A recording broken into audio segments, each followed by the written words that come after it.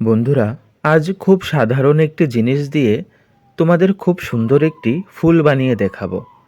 এই যে তোমরা আমার হাতে দেখতে পাচ্ছ, এগুলো হচ্ছে ভুট্টার ফেলে দেওয়া অংশ।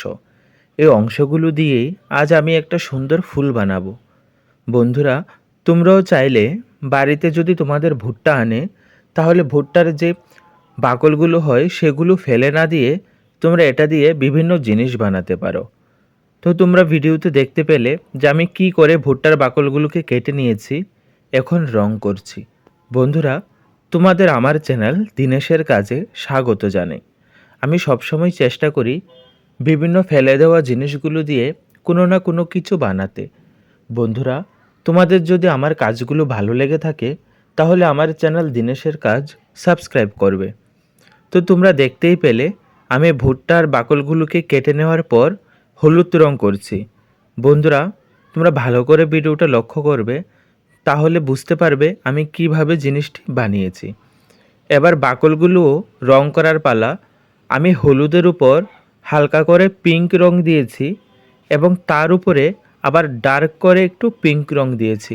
এই গোলাপি রংটা দেওয়ার ফলে জিনিসটি দেখতে খুবই সুন্দর লাগছে। তোমরা চাইলে তোমাদের পছন্দ মতো অন্য যে কোনো রঙেরও বানাতে পারো। আমার কাছে পিঙ্ক রঙটি মনে হয়েছিল ভালো লাগবে, তাই আমি এই পিঙ্ক রঙটিই দিয়েছি হলুদের উপর। বন্ধুরা, তোমরা চাইলে তোমাদের পছন্দ মতো রঙ করতে পারো। তোমরা কিন্তু সম্পূর্ণ ভিডিওটা দেখবে, দেখে তারপর কমেন্ট করে জানাবে এই কাজটি তোমাদের ভালো লেগেছে কিনা। আর যদি আমার কাজগুলো তোমাদের ভালো লেগে থাকে, তাহলে আমার চ্যানেল দিনেশের কাজ সাবস্ক্রাইব করতে পারো। তো বন্ধুরা, তোমরা দেখলে কিভাবে আমি এই ভুট্টার বাকলগুলোকে রং করেছি। তোমরাও তোমাদের বাড়িতে তোমাদের পছন্দ মতো রং করে নেবে। এবার সম্পূর্ণ রং করার পর যে জিনিসটা আমি রং করব সেটা হচ্ছে এই ফুলের পাতা। এই ফুলের পাতাগুলোও কিন্তু আমি সেই ভুট্টার ফেলে দেওয়া অংশ দিয়েই করেছি।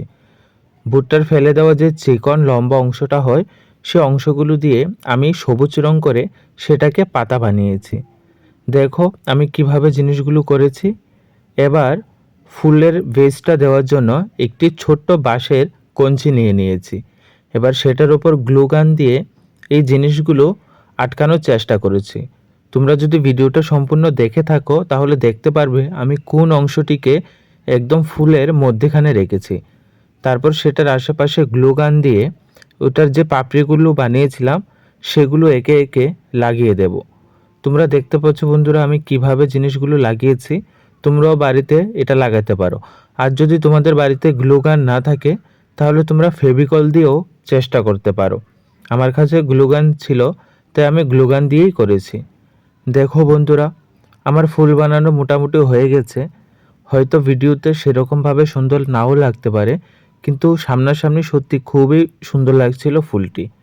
তোমাদের কেমন লেগেছে তোমরা কমেন্ট করে জানাবে, এবং তোমাদের যদি ভালো লেগে থাকে তাহলে অবশ্যই আমার চ্যানেল দিনেশের কাজ সাবস্ক্রাইব করবে। তোমরা অনেক অনেক ভালো থাকো, সুস্থ থাকো।